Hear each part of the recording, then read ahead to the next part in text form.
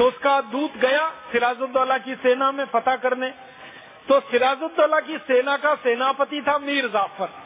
वो पैसे का थोड़ा लालची था और कुर्सी का भी लालची था। तो मीर जाफर के पास जब ये गया सैनिक अंग्रेजों वाला, तो मीर जाफर को उसने एक प्रपोजल दिया, एक प्रस्ताव दिया कि मीर जाफर तुम अंग्रेजों से मिल जाओ तो हम तुमको बंगाल का राजा बना देंगे। तुम अभी तक सेनापति हो, हम तुमको राजा बना देंगे। मतलब सीधा सा ये है कि मीर जाफर को प्रपोजल दिया गया कि तुम डिफेंस मिनिस्टर हो, हम तुमको प्राइम मिनिस्टर बना देंगे, तुम हमारे साथ मिल जाओ। तो मीर जाफर ने कहा मुझे क्या करना पड़ेगा? तो अंग्रेजों के सेनापति रॉबर्ट क्लाइव ने कहा कि तुमको एक ही काम करना है, युद्ध नहीं करना, हमारे ऊपर हमला नहीं करना। तो क्या करना? रॉबर्ट क्लाइव ने कहा कि तुम तुम्हारे सैनिकों को बोलो कि वो हमारे सामने आत्मसमर्पण कर दें, और हम आत्मसमर्पण जब करा लेंगे तुम्हारी सेना से, तो तुम्हारी सेना और हमारी सेना मिल जाएगी, मिलकर मीर जाफर और रॉबर्ट क्लाइव सिराजुद्दौला का मर्डर कर देंगे, हत्या कर देंगे, और सिराजुद्दौला मर जाएगा, फिर तुमको राजा बना देंगे। तो मीर जाफर तैयार हो गया, उसको लालच आ गया, और अंग्रेजों ने उसको ये भी कहा कि 1 कोटी स्वर्ण मुद्राएं भी देंगे। तो स्वर्ण मुद्राओं के लालच में और राजा बनने के लालच में वो पिघल गया, फिसल गया। उसने अंग्रेजों से एक संधि कर ली, और उस संधि के आधार पर 18,000 सैनिकों के सेनापति मीर जाफर ने 350 अंग्रेजी सैनिकों के सामने सरेंडर कर दिया, और अंग्रेजों के 350 सैनिकों ने 18,000 सैनिकों के ऊपर जीत हासिल कर ली। अब ये 18,000 सैनिक और अंग्रेजों के 350 सैनिक मिलकर एक हो गए, और इन्होंने प्लान बना लिया कि सिराजुद्दौला को मार देना है। तो सिराजुद्दौला को मारने के लिए ये प्लासी के मैदान से चले घोड़े पर सवार होकर। तो रॉबर्ट क्लाइव आगे आगे था, 350 उसके सैनिक पीछे थे, और उसके पीछे 18,000 सैनिक थे, और उन्हीं में मीर जाफर भी था। तो ये सब घोड़े पर चढ़कर गए। कहाँ गए? मुर्शिदाबाद नाम के एक शहर तक गए, क्योंकि उस जमाने में राजधानी मुर्शिदाबाद थी बंगाल की, और राजा जो था वो मुर्शिदाबाद में रहता था। तो रॉबर्ट क्लाइव ने अपनी डायरी में लिखा है कि मैं मेरे सैनिकों के साथ भारत के 18,000 सैनिकों को बंदी बनाकर चल रहा था, घोड़े पर मैं आगे आगे बैठा हुआ था, भारत के सैनिक मेरे पीछे पीछे चल रहे थे, और सड़क पर रास्ते के दोनों तरफ भारत के हजारों लोग हमारा जुलूस देख रहे थे। और रॉबर्ट क्लाइव ने एक बात लिखी है अपनी डायरी में कि जो भारत के लोग मेरा जुलूस देख रहे थे वो मेरे जुलूस पर तालियां बजा रहे थे, और जो भारत के सैनिकों को मैंने बंदी बनाया है वो आज्ञाकारी सैनिकों की तरह सिर झुकाकर चले जा रहे थे।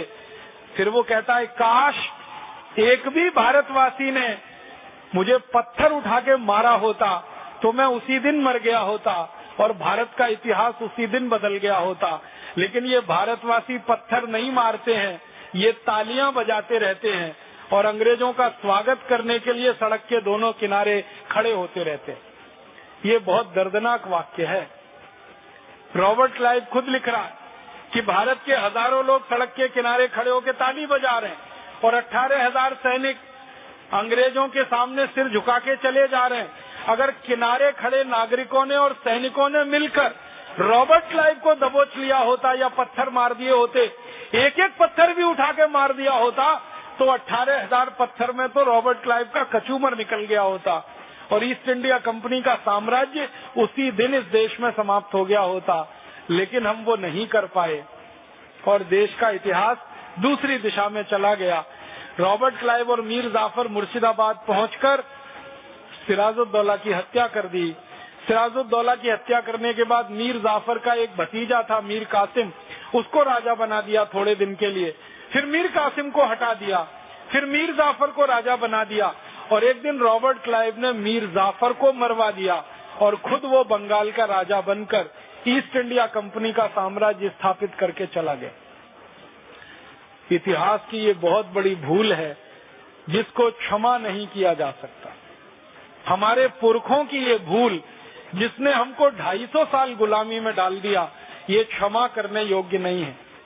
जिंदगी में कुछ गलतियां होती हैं जिनको क्षमा किया जा सकता है, लेकिन कुछ भूलें होती हैं जिनको क्षमा नहीं किया जा सकता। अंग्रेजी में एक शब्द होता है हिमालयन ब्लंडर। हिमालय जैसी बड़ी भूल शायद ये वही थी जो हमसे हो गई और उसके चलते ईस्ट इंडिया कंपनी का साम्राज्य स्थापित हो गया। और उसके बाद रॉबर्ट क्लाइव 7 साल तक रहा बंगाल का गवर्नर जनरल बनके, और उसने लूटा बंगाल को, लूटकर धन इकट्ठा किया, सोना चांदी हीरे जवाहरात। और जब भरपूर मात्रा में धन इकट्ठा हो गया तो वो लंदन चला गया। लंदन की पार्लियामेंट में उसको एक बार पूछा गया कि तुम भारत से क्या लूट कर लाए, तो उसने कहा कि सोने चांदी हीरे जवाहरात भारत से लेके आया, सोने के सिक्के चांदी के सिक्के हीरे जवाहरात लेके आया। तो उसको पूछा गया कितना लेके आए, तो रॉबर्ट क्लाइव ने जवाब दिया कि मैंने गिना तो नहीं है लेकिन अंदाज बता सकता हूँ। और वो अंदाज क्या है, तो वो कहने लगा कि भारत से सोने के सिक्के चांदी के सिक्के हीरे जवाहरात लाने के लिए मुझे पानी के 900 जहाज किराए पर लेने पड़े, इतना धन और संपत्ति मैं भारत से लेके आया। फिर उसको पूछा गया कि ये जहाज कितना बड़ा, तो वो कहता है कि एक जहाज में कम से कम 60 से 70 मीट्रिक टन सोने के सिक्के आ सके, इतना बड़ा। तो 60 से 70 मीट्रिक टन, 1 मीट्रिक टन में 1000 किलोग्राम होते हैं, तो 60 से 70 हजार किलोग्राम सोना आए, इतना बड़ा एक जहाज, और ऐसे 900 जहाज भर के वो यहाँ से ले गया। तो आप कल्पना करिए कितना लूटा भारत को। और ये रॉबर्ट क्लाइव अकेला लुटेरा नहीं था भारत को लूटने वाला। रॉबर्ट क्लाइव आया, लूट कर चला गया। उसके बाद वॉरेन हेस्टिंग्स आया, वो लूट कर चला गया। फिर उसके बाद हमारे देश में 84 अंग्रेजों के गवर्नर जनरल आए।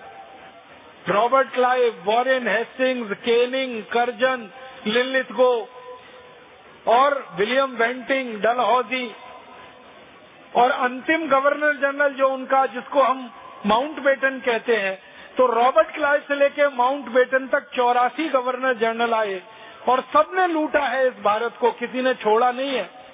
अंतर इतना है कि रॉबर्ट क्लाइव ने कुछ ज्यादा लूटा, दूसरे उतना नहीं लूट पाए, लेकिन लूटते ही रहे हैं और ये लूट का धन इंग्लैंड ले जाते रहे हैं।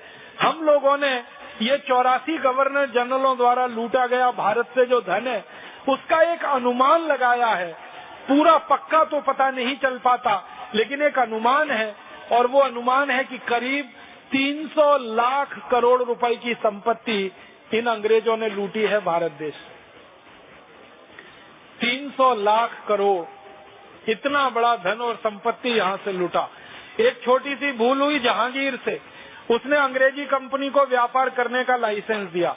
दूसरी भूल हमसे हुई कि रॉबर्ट क्लाइव जैसे अंग्रेज को हमने पत्थरों से मार नहीं डाला, बल्कि उसके जुलूस का तालियां बजाकर स्वागत किया। और ये 2 भूलें इतनी भारी पड़ गई पूरे देश को कि अंग्रेजों का साम्राज्य 250 वर्षों तक चल पड़ा। आपके मन में और एक प्रश्न आएगा कि क्या इसके अलावा और भी कुछ भूलें हुई हमसे? हाँ, हुई। जब ईस्ट इंडिया कंपनी को व्यापार करने का लाइसेंस मिल गया और जहांगीर नाम के राजा ने वो लाइसेंस दे दिया, तो जहांगीर थोड़े दिन के बाद मर गया और जहांगीर के स्थान पर फिर एक दूसरा मुगल बादशाह आ गया और उसका नाम था औरंगजेब। औरंगजेब ने जब सत्ता संभाली इस देश में, तो अंग्रेजों के साथ उसका जबरदस्त युद्ध हुआ और सन 1688 में औरंगजेब ने पूरी ईस्ट इंडिया कंपनी की सेना को पराजित कर दिया और ईस्ट इंडिया कंपनी पूरी तरह से हार गई और औरंगजेब की शरणागति उन्होंने स्वीकार की और ईस्ट इंडिया कंपनी के अधिकांश सैनिकों को औरंगजेब ने मार डाला युद्ध में। औरंगजेब के बारे में आप सभी जानते हैं, थोड़ा क्रूर था, निष्ठुर था, लेकिन बहुत बहादुर भी था। मारा उसने अंग्रेजों को और गाजर मूली की तरह से काट दिया 1688 में। अंग्रेजों की सेना पूरी तरह से परास्त हुई तो औरंगजेब के पास वो अंग्रेजों के अधिकारी गए और माफी मांगी औरंगजेब से और कहा कि हमको आप माफ कर दीजिए, हम दोबारा कभी आपके ऊपर हमला नहीं करेंगे, बस हमको भारत में रहने की परमिशन फिर से दे दीजिए। औरंगजेब के पहले जहांगीर ने लाइसेंस दिया और औरंगजेब ने उस लाइसेंस को मना कर दिया कि मैं इसको नहीं मानता, जहांगीर से गलती हुई, वो गलती मैं नहीं दोहरा सकता और मैं अंग्रेजों की कंपनी का लाइसेंस निरस्त करूंगा और आपको मार के वापस इंग्लैंड भेज दूंगा। तो अंग्रेज घबरा गए, परेशान हो गए, औरंगजेब के सामने गए, चरणों में गिर गए, रोने लगे, पीटने लगे छाती उसके सामने। थोड़ी देर में औरंगजेब द्रवित हो गया और उसने कहा अच्छा जाओ, तुम्हें माफ किया, और ईस्ट इंडिया कंपनी को फिर से लाइसेंस रिन्यू कर दिया उसने। और ये भूल फिर औरंगजेब कर गया कि 1688 में जब अंग्रेज पराजित हो गए तो फिर अंग्रेजों को भगा ही देना चाहिए था इस देश से और लाइसेंस रिन्यू नहीं करना चाहिए था। लेकिन वो लाइसेंस फिर रिन्यू हो गया और फिर ईस्ट इंडिया कंपनी हावी हो गई और फिर इस देश में उन्होंने अपना साम्राज्य और व्यापार स्थापित कर लिया। ये और एक बड़ी भूल हो गई। एक भूल सिराजुद्दौला के समय में, एक भूल जहांगीर के समय में, एक भूल ये औरंगजेब के समय। उसके बाद और एक भूल हुई। हमारे भारत देश में ईस्ट इंडिया कंपनी के खिलाफ सबसे ताकतवर तरीके से लड़ने वाले कई राजा थे जिन्होंने अपना एक समूह बनाया था। एक बहुत बहादुर मराठा साम्राज्य के एक मालिक हुआ करते थे, उनका नाम था जसवंत राय होलकर। उनकी सेना ने बहुत सारे भारतीय राजाओं को मिलाकर एक बड़ी सेना तैयार की थी और जसवंत राय होलकर का ये संकल्प था कि अंग्रेजों को मार के भगा देना इस देश में। और उन्होंने अंग्रेजों के खिलाफ एक निर्णायक लड़ाई लड़ने का फैसला किया था और ये निर्णायक लड़ाई 1805 की बात है। 1805 में जसवंत राय होलकर ने सिंधिया साम्राज्य की सेना को मिलाकर एक बड़ी सेना बनाई थी और पंजाब में एक महाराजा हुआ करते थे रणजीत सिंह, उनके सामने एक प्रस्ताव भेजा था कि हम तीनों राज्य मिलकर अगर अंग्रेजों से मुकाबला करेंगे तो अंग्रेजों का खात्मा हो जाएगा और अंग्रेजों को भारत से भागना पड़ जाएगा। तो उसके लिए उन्होंने एक संधि करने की कोशिश की थी, लेकिन दुर्भाग्य इस देश का ये था कि वो संधि नहीं हो पाई। जसवंत राय होलकर की सेना पंजाब में ब्यास नदी के पास तक आ गई थी अंग्रेजों से लड़ने के लिए और सिंधिया परिवार की और सिंधिया साम्राज्य की सेना को उसमें आकर मिलना था। लेकिन अंग्रेजों ने चालाकी करके सिंधिया के साथ एक अलग समझौता कर लिया। सिंधिया परिवार में एक राजा हुआ करते थे दौलत राव सिंधिया, उन्होंने अंग्रेजों के साथ एक एग्रीमेंट कर लिया, संधि कर ली और उसमें अंग्रेजों ने उनसे वचन ले लिया कि आपकी सेना कभी भी हमारे खिलाफ युद्ध लड़ने के लिए किसी के साथ नहीं जाएगी। तो दौलत राव सिंधिया का ये समझौता जसवंत राय होलकर को भारी पड़ गया, तो सिंधिया की सेना वहां नहीं आई। और इसी तरह से अंग्रेजों ने महाराजा रणजीत सिंह के साथ एक अलग से समझौता कर लिया और महाराजा रणजीत सिंह की सेना से वचन ले लिया कि वो भी अंग्रेजों के खिलाफ लड़ने के लिए किसी का सहयोग नहीं करेंगे।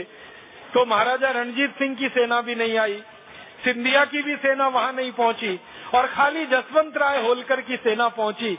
और उसने जब देखा कि दोनों राज्यों की सेना वहां नहीं है तो वो भाई बहुत परेशान हो गया। फिर भी उसने बहादुरी से अंग्रेजों का मुकाबला किया और अंग्रेजों को मुकाबला ही नहीं किया, पराजित किया और पराजित करके वो वहां से फिर वापस लौटा। लेकिन वो बहुत निराश हो गया और उसके मन में हमेशा एक बात थी कि भारत के ही राजा भारत की रक्षा करने के लिए अंग्रेजों के खिलाफ अगर अपनी सेना नहीं दे सकते तो कौन विदेशी आकर भारत की रक्षा करेगा। और उसने अपने मन में ये बना लिया कि अब तो शायद भगवान भी भारत की रक्षा नहीं करेगा। जब भारत के राजा अपनी सेना को अंग्रेजों के खिलाफ लड़वाने को तैयार नहीं है तब तो भगवान की ही मर्जी ऐसी है। और वो निराश होकर वहां से लौट गया। और उसके बाद जानते हैं क्या हुआ? जिन अंग्रेजों ने महाराजा रणजीत सिंह के साथ समझौता किया था उन्हीं अंग्रेजों ने महाराजा रणजीत सिंह का साम्राज्य खत्म करा दिया और अंग्रेजों का कब्जा पूरे पंजाब पर हो गया। महाराजा रणजीत सिंह के हाथ में जब तक ताकत थी अंग्रेजों ने उसका उपयोग किया और जैसे ही महाराजा रणजीत सिंह की ताकत कम होना शुरू हुई 1848 के आते आते अंग्रेज पूरे पंजाब पर हावी हो गए और पूरा पंजाब अंग्रेजों के कब्जे में चला गया। बाद में महाराजा रणजीत सिंह की मृत्यु हो गई। उनकी मृत्यु के बाद उनके बेटे को अंग्रेज पकड़ ले गए यहाँ से और लंदन में ले जाकर उसको कैद कर दिया और महाराजा रणजीत सिंह की जो धर्मपत्नी थी श्रीमती जिंदा कौर, उनको पकड़कर अंग्रेज ले गए उनके राज्य से और बनारस में दर दर की ठोकरें खाते हुए उनका अंतिम शरीर बीता, माने अंतिम समय बीता। तो महारानी जिंदा कौर जो पंजाब की महारानी थी और महाराजा रणजीत सिंह का बेटा राजा दिलीप सिंह जो महाराजा होना चाहिए था पंजाब का, ये दोनों को अंग्रेजों ने बहुत बुरी दुर्दशा की थी। और महाराजा दिलीप सिंह को तो लंदन में ले जाकर अंग्रेजों ने जबरदस्ती एक अंग्रेज लड़की से उनकी शादी करा दी और उनको हिंदू से ईसाई बना दिया। और उसके बाद राजा दिलीप सिंह को आने नहीं दिया अंग्रेजों ने। और जानते हैं अंग्रेजों ने क्या कर दिया कि राजा दिलीप सिंह को लंदन में बंदी बना के महारानी जिंदा कौर को बनारस में निर्वासित करा के महाराजा रणजीत सिंह के खजाने का सबसे कीमती तोहफा, जिसको आप कोहिनूर हीरा कहते हैं, वो अंग्रेज छीन कर ले गए। और वो कोहिनूर हीरा अंग्रेजों की महारानी के मुकुट में जड़ा रहता है और आज तक अंग्रेजों के ही कब्जे में है, भारत में वापस नहीं आया। उस कोहिनूर हीरे की कीमत दुनिया के जौहरी लगाते हैं और वो बोलते हैं कि इसकी कीमत नहीं लगाई जा सकती, इसका मूल्य निर्धारित नहीं किया जा सकता, ये बेमूल्य है, बेमिसाल है, अनमोल है। तो हमारा सबसे अनमोल हीरा कोहिनूर अंग्रेजों ने लूटा और वो यहीं से लूटा था, पंजाब राज्य से लूटा था और महाराजा रणजीत सिंह के खजाने से लूटा था, क्योंकि महाराजा रणजीत सिंह का खजाना 1850 तक आते आते अंग्रेजों के कब्जे में आ चुका था और उनका बेटा दिलीप सिंह अंग्रेजों के कंट्रोल में था, वो कुछ कर नहीं सकता था, बस रोता बिलखता वो अपनी दुर्दशा पर आंसू बहाता रहता था। आज तक वो हीरा महारानी के मुकुट में है और अंग्रेजों के देश इंग्लैंड में लंदन के एक म्यूजियम में रखा हुआ है। आप कभी चाहें तो जाकर उसको देख सकते हैं। मैं थोड़े दिन पहले गया था उस हीरे को देखने के लिए, बहुत कोशिश की मैंने कि इसका मैं फोटो उतार लूं, लेकिन अंग्रेजों ने वो फोटो नहीं उतारने दिया मुझे। मेरा कैमरा वहीं रखवा लिया, मेरा मोबाइल बाहर रखवा लिया, उसका फोटो नहीं उतारने दिया। और वहाँ रहने वाले जो भारतवासी हैं उनको मैंने कहा कि आप तो 20 साल से 25 साल से 30 साल से यहाँ रहते हैं, क्या आप कभी ऐसा नहीं कर सकते कि इसका एक फोटो उतार के दे दें? तो कहने लगे जब ये हीरा हमारा था तब तो ये हो सकता था, अब तो अंग्रेजों के कब्जे में है तो हम भूल ही जाएं तो अच्छा है। ये हमारी मानसिकता बन गई। जो भारतवासी इंग्लैंड में रहते हैं उनकी ये हैसियत हो गई है कि वो कहते हैं कि इसको तो भूल ही जाएं तो अच्छा है। तो अंग्रेजों ने कोहिनूर लूटा यहाँ से, अंग्रेजों ने कितने खजाने लूटे हैं यहाँ से और किस तरह से दुर्दशा हुई है हमारे देश की, ये उसकी छोटी छोटी बातें हैं। हमने कुछ भूलें की हैं इतिहास में और उसमें से एक बड़ी भूल कि हम मिलकर अंग्रेजों से नहीं लड़े। भारत में 565 राजा थे, अंग्रेज बहुत छोटे थे उनके सामने। आपको सुनकर हैरानी होगी कि एक साथ सारे अंग्रेजों को अगर खड़ा कर दिया जाए पूरे भारत में तो उनकी संख्या कुल मिलाकर 52,000 के आसपास थी, कुल मिलाकर। अंग्रेजों के जो सैनिक यहाँ थे, रॉबर्ट क्लाइव से लेकर और उनके यहाँ काम करने वाला आखिरी कर्मचारी, इनको सब मिला दिया जाए तो कुल संख्या में 52,000 थे वो, और हम भारतवासी कुल संख्या में 22 करोड़ थे। तो 52,000 अंग्रेजों के सामने 22 करोड़ भारतवासी 250 वर्षों तक गुलाम रहे, ये बात हजम नहीं होती है, ये बात किसी को पच नहीं सकती। आप ही सोचो, 52,000 अंग्रेजों को अगर 22 करोड़ हिंदुस्तानी चाहते तो चींटी की तरह से मसल सकते थे एक दिन में, लेकिन वो हम नहीं कर पाए। क्यों नहीं कर पाए? ये जो 22 करोड़ भारतवासी थे, ये 565 रियासतों में बटे हुए थे। हर रियासत का एक राजा था, वो दूसरे राजा से नफरत करता था, दूसरा राजा तीसरे से नफरत करता था, तीसरा चौथे से नफरत करता था। राजाओं में आपस में एकता नहीं थी, उन्होंने आपस में संवाद नहीं किए, उन्होंने आपस में कोई संगठन नहीं बनाया, नहीं तो अंग्रेजों का साम्राज्य तो कभी बन ही नहीं पाता इस देश में। तो इतिहास से जो हमें सबक सीखना है वो ये कि अगर हम बटे हुए रहेंगे तो हम कभी भी विदेशियों का मुकाबला नहीं कर पाएंगे, चाहे कितने ही थोड़े विदेशी हमारे ऊपर हमला करें। और अगर हम संगठित रहेंगे तो कोई विदेशी की हिम्मत नहीं है जो हमारी तरफ आंख उठाकर देखे, क्योंकि वो हमारे सामने टिक नहीं पाएगा। तो इतिहास की इन भूलों से जो हमें सीखना है वो ये कि हम संगठित रहें, सुगठित रहें, कभी भी हमारे आपस की दीवारें इतनी बड़ी ना हो जाएं कि हम अलग अलग हो जाएं। जैसे हमारे राजाओं ने गलती की, वो गलती हम भविष्य में ना करें, तो आने वाला समय कुछ और होगा और एक नया इतिहास इस देश में लिखा जाएगा। तो ये जो बातें मैंने आज आपके सामने कही हैं, इनके पीछे एक ही बात है जिसके लिए मैं आपके सामने ये कोशिश कर रहा हूँ समझाने की, कि हम भारत स्वाभिमान की तरफ से एक बड़ा अभियान चला रहे हैं। आने वाले समय में हमारी ताकत बढ़ने वाली है। अभी काफी ताकत बढ़ चुकी है, थोड़े दिन में और बड़ी ताकत होने वाली है। संख्या तो हमारी बढ़ने ही वाली है, ताकत तो बढ़ने ही वाली है, लेकिन ये बढ़ी हुई ताकत अगर संगठित नहीं रहेगी तो किसी काम की नहीं रहेगी। मैंने कहा ना, 22 करोड़ भारतवासी थे और 52,000 अंग्रेज थे। 52,000 अंग्रेज 22 करोड़ पर 250 साल राज्य कर गए। वो एक ही कारण से कि हम बटे हुए थे, विभाजित थे, हमारा संगठन नहीं था, आपस में संवाद नहीं था, एकता नहीं थी, इसलिए वो हमारे ऊपर राज कर गए। और जिस दिन हम संगठित होकर खड़े हो गए तो अंग्रेजों को यहाँ से भाग जाना ही पड़ा। एक अच्छी घटना भी मुझे आपको सुनानी है कि अंग्रेजों के खिलाफ जब हमारे राजा एक दूसरे के अलग अलग थे तो अंग्रेजों के खिलाफ संगठन भी बना इस देश में, और वो संगठन बनाने का काम 1857 में हुआ नाना साहब पेशवा की अगुवाई में। नाना साहब पेशवा एक बड़ी रियासत के मालिक थे और वो रियासत थी पूना की, जिसको हम मराठी में पुणे कहते हैं।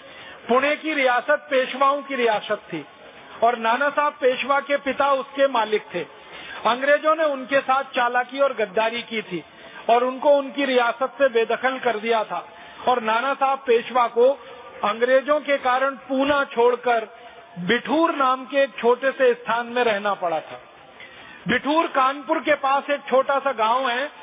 नाना साहब पेशवा वहां के रहने लगे थे। रात दिन उनके दिल में एक ही कसक थी कि मेरा राज्य अंग्रेजों ने छीन लिया है, ऐसे ही भारत के सभी राज्यों को अंग्रेजों ने छीन लिया है। तो नाना साहब पेशवा ने सब राज्यों को संगठित करना शुरू किया और एक राज्य से दूसरा, दूसरे से तीसरा, तीसरे से चौथा, हर राजा के पास जाकर संगठन बनाना शुरू किया।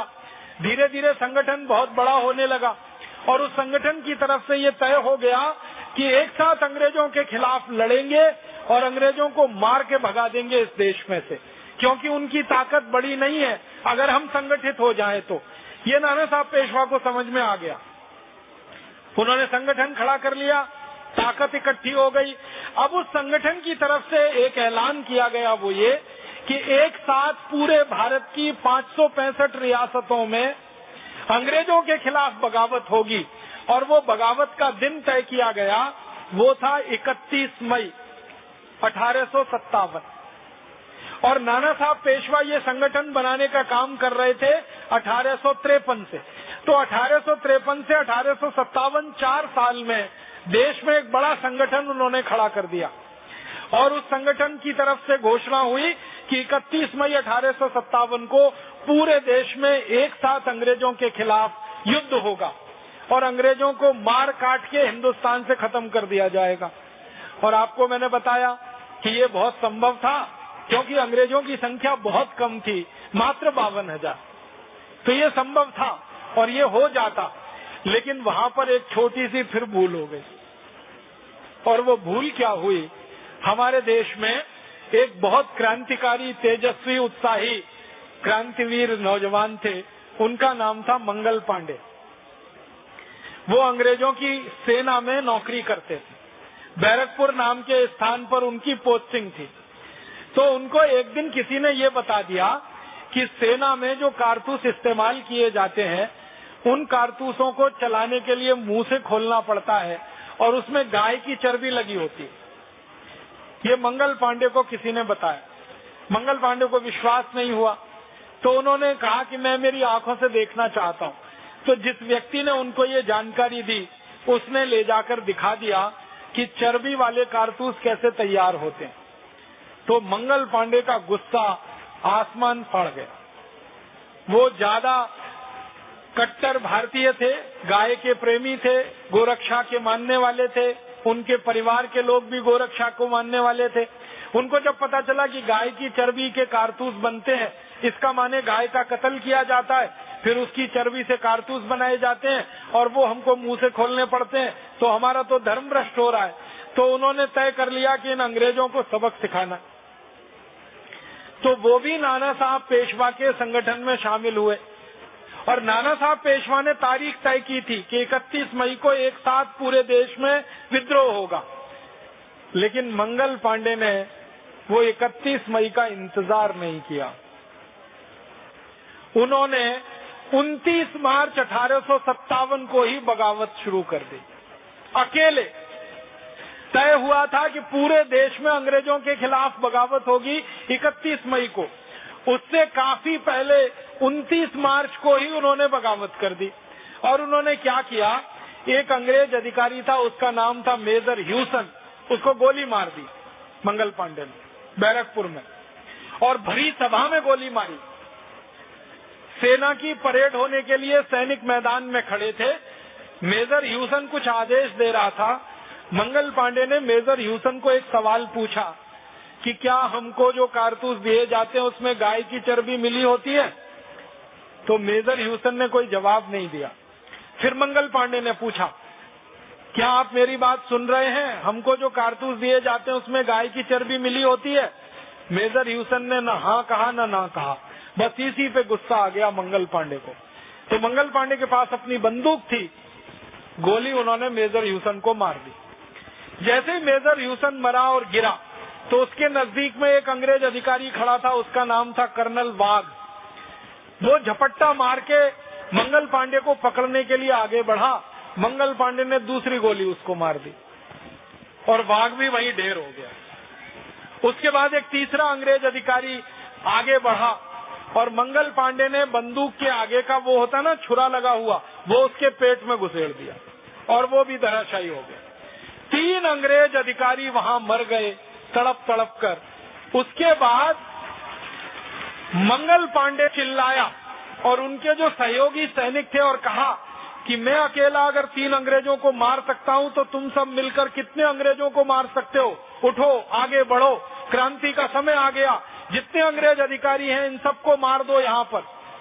लेकिन मुश्किल ये हो गई कि बाकी जो सैनिक थे उन्होंने कहा कि हमने तो 31 मई का संकल्प लिया हुआ है